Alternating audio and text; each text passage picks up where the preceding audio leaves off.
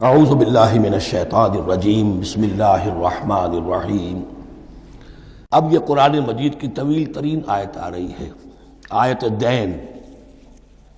کوئی قرض کا معاملہ ہے، کوئی قرض کا معاملہ ہے کہ آپ نے کسی کو قرض دیا، یا کوئی کاروباری معاملہ ہے، اشتراک ہے جس میں کہ جو بھی ہوگا بعد میں نتائج نکلیں گے۔ ان سب کے بارے میں حکم ہے کہ لکھ لیا کرو۔ ہم کیا کرتے ہیں قرض دیتے ہوئے، اب دوست ہے، بھائی ہے، عزیز ہے، کیا لکھوانا، اس سے کیا کہے گا، اعتماد نہیں ہے۔ کاروبار شروع ہو گیا، زبانی باتیں کر لی، اس کے بعد رو رہے ہیں، چیخ رہے ہیں، چلا رہے ہیں۔ یا ایھا الذین آمنوا اذا تداینتم بدین الی اجل مسمى فاکتبوہ، اے اہل ایمان جب بھی تم کوئی معاملہ کرو قرض کا ایک وقت معین تک کے لیے، ایک تو وقت معین ہونا چاہیے، یہ قرض دے رہے ہیں کب واپس ہوگا، فاکتبوہ تو اس کو لکھ لیا کرو۔ یہ فعل امر ہے، الامر للوجوب، واجب ہے یہ۔ وَلْيَكْتُبْ بَيْنَكُمْ كَاتِبٌ بِالْعَدْلِ، اور چاہیے کہ کوئی لکھنے والا تمہارے مابین عدل کے ساتھ، لکھنے والا کوئی ڈنڈی نہ مار جائے، انہیں بھی چاہیے کہ وہ صحیح صحیح لکھے۔ وَلَا يَأْبَ كَاتِبٌ أَن يَكْتُبَ كَمَا عَلَّمَهُ اللَّهُ فَلْيَكْتُبْ، اور کسی بھی شخص کو جسے اللہ نے سکھایا ہوا ہے کتابت لکھنے کا کام، تو اس کو انکار نہیں کرنا چاہیے لکھنے سے۔ اللہ نے اسے یہ علم دیا ہے، اسے چاہیے کہ لکھنے، اس لیے کہ اس معاشرے میں پڑھے لکھے لوگ تو بہت کم ہوتے تھے۔ اب بھی یہ ہوتا ہے، عرائض نویس وغیرہ ہوتے ہیں، وثیقہ نویس ہوتے ہیں، پیسے دے کے ان کو جو لکھواتے ہیں، لیکن اگر کوئی وثیقہ نویس جو ہے بے ایمانی کرے اور لکھنے میں کوئی کمی کر جائے تو جو جس کے اوپر ذمہ داری ہے اسے نقصان پہنچ جائے گا۔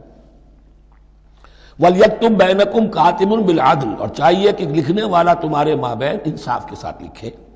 وَلَا يَأْبَ كَاتِبٌ أَن يَكْتُبَ كَمَا عَلَّمَهُ اللَّهُ فَلْيَكْتُبْ، اور نہ انکار کرے کوئی لکھنے والا اس سے کہ وہ لکھے جیسے اللہ نے اسے سکھایا ہے، تو لکھنا چاہیے۔ وَلْيُمْلِلِ الَّذِي عَلَيْهِ الْحَقُّ، لکھتے وقت املا وہ کرائے جس کے ذمے رقم آ رہی ہے، جس پر حق آ رہا ہے، علیہ الحق، وہ لکھوائے۔ جس کا مال ہے وہ نہ لکھوائے، جس پر ذمہ داری آ رہی ہے وہ لکھوائے، کہ میں کیا ذمہ داری لے رہا ہوں۔ وَلْيَتَّقِ اللَّهَ رَبَّهُ، اور اللہ سے ڈرتا رہے اپنے رب سے۔ وَلَا يَبْخَسْ مِنْهُ شَيْئًا، اور لکھوانے میں اس میں سے کوئی شے کم نہ کر دے۔ فَإِنْ كَانَ الَّذِي عَلَيْهِ الْحَقُّ سَفِيًّا، اب اگر وہ جو مقروض ہے، جو قرض دے رہا ہے، جس کے ذمے کوئی ذمہ داری آ رہی ہے، وہ ناسمجھ ہے یا بوڑھا ہے، ضعیف ہے، اور لا يستطيع ان يمل، یا اس کے اندر یہ اتنی صلاحیت نہیں ہے کہ املا کرا سکے، یہاں املا کے معنی میں ہے، ہوا فَلْيُمْلِلْ وَلِيُّهُ بِالْعَدْلِ، تو اگر وہ نہیں املا کرا سکتا تو اس کا کوئی ولی ہو، اس کا کوئی وکیل ہو، اس کا کوئی اٹارنی ہو، وہ اس کی طرف سے اس کو لکھوائے۔ وَاسْتَشْهِدُوا شَهِيدَيْنِ مِن رِجَالِكُمْ، یہ ایک ہی آیت چل رہی ہے، ابھی پورے رکوع کے اوپر ایک آیت پھیلی ہوئی ہے، سوائے آخر میں تھوڑا سا حصہ دوسری آیت آئے گی۔ وَاسْتَشْهِدُوا شَهِيدَيْنِ مِن رِجَالِكُمْ، اور گواہ بنا لیا کرو دو اپنے مردوں میں سے۔ فَإِن لَّمْ يَكُونَا رَجُلَيْنِ، اور اگر دو مرد دستیاب نہ ہو، فَرَجُلٌ وَامْرَأَتَانِ، تو ایک مرد اور دو عورتیں، ممن ترضون من الشہداء، اور وہ بھی دونوں کے نزدیک مقبول ہوں شہداء، کہ ہاں دونوں کو اعتماد ہے ان پر۔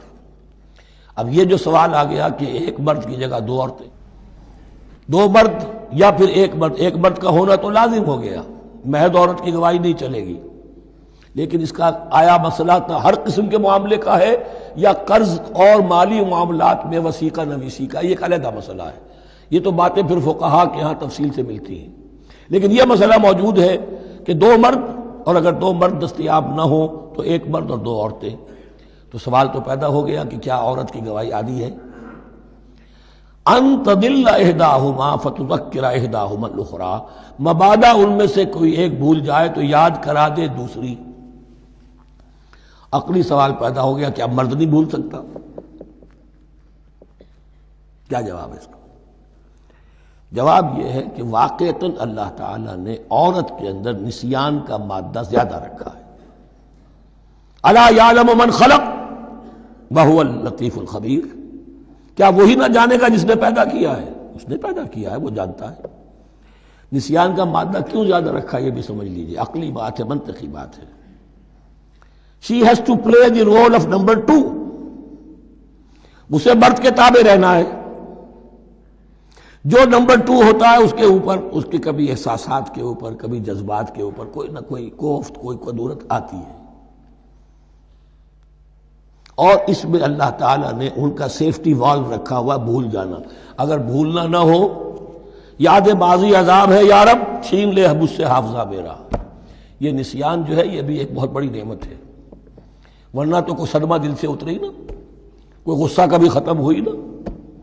تو بھولنے کا معاملہ یہ سیفٹی ویلو اللہ نے عورت میں زیادہ رکھا ہے، اس لیے کہ اسے مرد کے تابع ہو کر رہنا ہے، اور جب تابع ہو کر رہنا ہے تو اسے زیادہ اس کے احساسات پہ، جذبات پر زیادہ مواقع آئیں گے کہ اس کو کچھ دک پہنچے. اس کے لیے یہ سیفٹی ویل کے نسیان ہے، یہ زیادہ رکھ دیا گیا ہے. ان تضل احداہما فتذکر احداہما الاخری. اب یہ کہ اگر یہ بات سمجھ میں نہ آتی تب بھی اللہ کا حکم ہے ماننا ہے. اگر فسک کیپٹل اور فلوئڈ کیپٹل کا فرق سمجھ میں نہیں آتا تب بھی بیع حلال ہے، ربا حرام ہے. اللہ خیر صلی اللہ احل اللہ البیع وحرم الربا. لیکن اگر حکمت سمجھ میں آ جائے تو نور علی نور. ولا یاب الشہداء اذا ما دعوا. اور نہ انکار کریں گواہ جب کہ ان کو بلایا جائے. اب گواہی کے لیے بلایا جائے تو گواہ نہیں آ رہے، نخرہ کر رہے، نہیں، ان کو آنا چاہیے. جو اللہ کی کوئی گواہی جو ہے اگر چھپائی ہے تو بہت بڑا ظلم ہے. ولا تسأموا. اور اس سے تھکو مت، کسل مت کرو، سستی مت کرو. ان تکتبوہ ہو کہ تم لکھو اسے صغیرا او کبیرا، چاہے چھوٹا معاملہ ہو چاہے بڑا ہو. الی اجلہ، وقت معین کے لیے. اتنا قرض دے رہا ہوں، اتنے وقت میں آپ نے مجھے لوٹانا ہے. اس کے بعد آپ بڑھا سکتے ہیں، آپ دیکھ سکتے ہیں، اسے مزید مہلت دے سکتے ہیں. ایسے ہی حالات ہیں تو آپ معاف بھی کر سکتے ہیں. لیکن یہ کہ جب لکھنا ہے، حکم دیا جا رہا ہے تو اس میں اجل معین ہو، الی اجلہ. اور اس میں چھوٹے بڑے کی تفریق نہ کرو، چاہے چھوٹا مسئلہ بڑا لکھ لو. ذالکم اقسط عند اللہ. یہ اللہ کے نزدیک بھی زیادہ مبنی بر انصاف ہے. واقوم للشہادہ. اور گواہی کے لیے زیادہ قوی ہوگا اور زیادہ درست ہوگا. لکھی ہوئی شے ہوگی تو اب معاملہ جو ہے بہت واضح رہے گا، ورنہ زبانی یادداشت کے اندر کہیں کہیں جو ہے تعبیر ہی میں فرق ہو جاتا. وعدنا اللہ ترتابوا. اور یہ اس کے بہت قریب ہے کہ تم بھولو گے نہیں.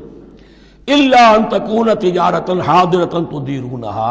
الا یہ کہ کوئی لین دین ہو، تجارت ہو جو حاضر ہوتی ہے دست بدست. آپ نے سودا دیا، اس نے پیسے دے دیے. اب کیش بھی وہ دے دیجئے یا آپ دینا چاہیں تو، ورنہ یہ شریعت میں لازم نہیں ہے. اگر ایسا دست بدست کا معاملہ ہے تو پھر یہ ہے کہ وہ تو ہو گیا ایکسچینج. وہ مال جو ہے دکاندار نے مال دیا، آپ نے پیسے دے دیے، اس کے لکھنے کی ضرورت نہیں ہے. الا ان تکون تجارتا حاضرتا تدیرونہا بینکم. تو اگر وہ تجارت ہو کہ نقد تمہاری چلتی ہے، آپس میں لین دین ہو رہا ہے، فلیس علیکم جناح الا تکتبوہا. تو کوئی حرج نہیں ہے تم پر کہ اسے نہ لکھو. واشہدوا اذا تبایعتم. اور گواہ بنا لیا کرو جب کوئی مستقبل کا سودا کرو. یہ بیع سلم جو ہوتی ہے یہ مستقبل کا سودا ہے، قرض کا سودا ہے. بیع سلم بھی ایک طرح کا قرض ہے. آج آپ طے کرتے ہیں کسی شخص سے، کسی کاشتکار سے، زمیندار سے کہ اگلا موسم جو آئے گا فصل کا، گیہوں کی فصل کا، تو اتنے روپے من کے حساب سے 500 من گندم میں آپ سے لوں گا. یہ بیع سلم کہلاتی ہے، اور اس میں لازم ہے کہ پوری قیمت ابھی ادا کر دیں. لیکن اس میں بھی کہ اس وقت آپ کو اتنی گندم دینی ہے، اس کو لکھوا لو اور اس پر 2 گواہ بنا لو. واشہدوا اذا تبایعتم ولا یضار کاتب ولا شہید. اور نہ نقصان پہنچایا جائے کسی لکھنے والے کو یا گواہ کو، اور نہ نقصان پہنچائے کوئی لکھنے والا یا گواہ. یہ یضار دونوں کے لیے آ جائے گا.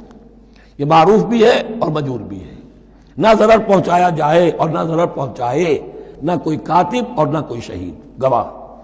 وَإِن تَفْعَلُوا. اگر تم ایسا کرو گے، نقصان پہنچاؤ گے، فَإِنَّهُ فُسُوقٌ بِكُمْ. تو یہ تمہارے لیے بہت بڑے گناہ کی بات ہوگی. وَاتَّقُوا اللَّهَ. اللہ سے ڈرو. وَيُعَلِّمُكُمُ اللَّهُ. اللہ تمہیں تعلیم دے رہا ہے. وَاللَّهُ بِكُلِّ شَيْءٍ عَلِيمٌ. اللہ ہر چیز کا علم رکھنے والا ہے. یہ ایک آیت ہوئی ہے. آخری پارے کی میرا خیال 4 5 6 صورتیں جمع کر لے تو جا کر یہ ایک آیت کا حجم برابر ہوگا. جو میں نے کہا تھا کہ آیات کی تعیین توقیفی ہے، یہ ہمارے حساب کتاب سے، گرامر سے، منطق سے، علم بیان سے کوئی تعلق نہیں اس کا. صدق اللہ العظیم.